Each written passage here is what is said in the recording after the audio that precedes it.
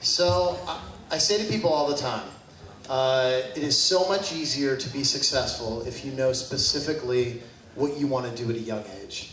And at 10 years old, a hillbilly from Springfield, Illinois knew that he wanted to open up his own restaurant.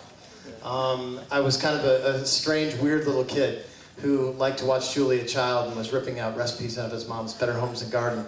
And, you know, by the time I'd gone to college 2 years, I decided that I had a brilliant plan. I'm going to drop out of college, and my father didn't speak to me for a year. It's a true story.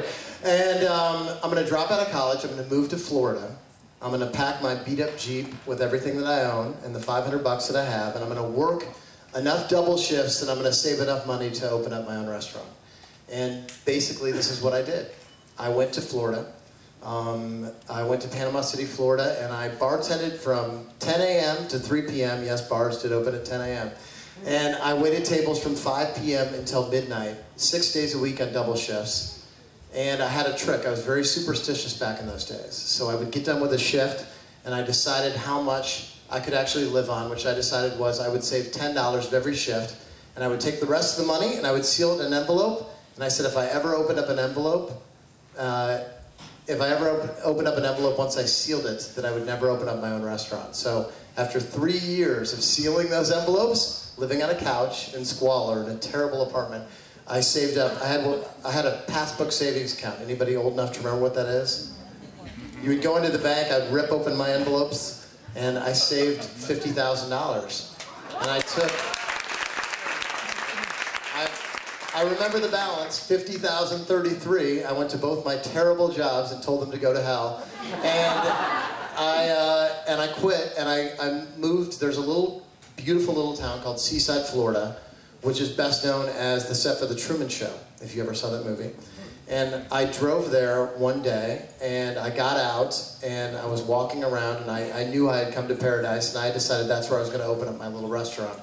And I opened up a 6-table restaurant on that $50,000. And I found out real quickly that it was very hard to support yourself on a 6-table restaurant.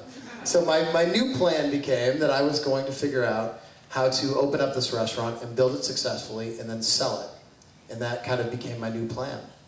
So I opened up the Lazy Days Cafe in 1992. And after being there for 2 years, my lucky break, thank God for Time Magazine. Time Magazine put Seaside, Florida on the cover of Time Magazine. And so real estate prices went through the roof, and everybody wanted my little tiny building that I had my restaurant in.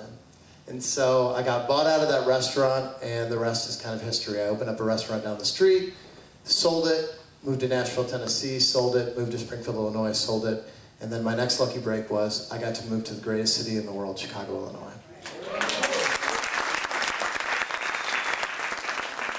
Chicago was always the goal for me, and there's a reason for it. It was always a good food city. It's a much better food city 10 years later than when I got here. But when I got here, one thing that I always knew was this town was based on hospitality. And for those of you who've dined around the country, the one thing that we're better at than everybody in the United States, and it's not even close in my opinion, is hospitality, and I knew this was my town.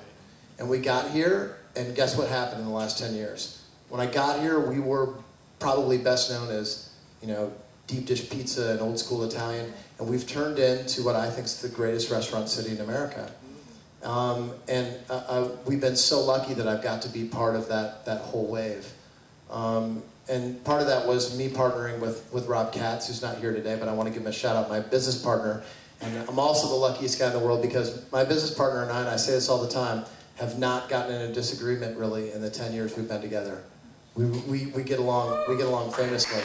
And one of the great keys for all the business owners out there is finding a business partner that you can really have a marriage with and a partnership with. And it's exactly like a marriage. Exactly like a marriage. We've slept together in a couple of hotels before. It's not, I mean,